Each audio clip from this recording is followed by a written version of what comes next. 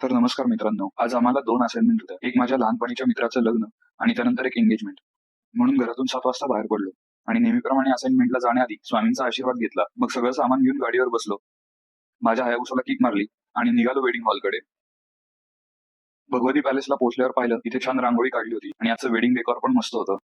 Golden light यायला चालू झाला होता, म्हणून जसं कौस्तुभ आणि शमिका रेडी होऊन आले, आम्ही पहिले त्यांना फोटोज काढायला नेलं.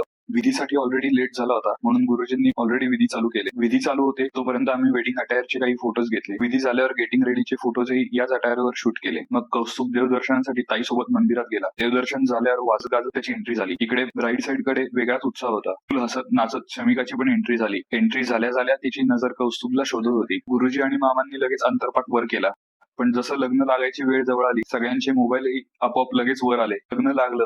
वरमाला घालताना सगळ्यांनी कौस्तुभला उचलून घेतलं. शमिका काही रेडी होत नव्हती. म्हणाली, कौस्तुभला खाली ठेवल्याशिवाय मी काही हार घालणार नाही. शेवटी हो नाही करत शमिकाने पटकन चान्स मारला आणि वरमाला कौस्तुभच्या गळ्यात टाकली.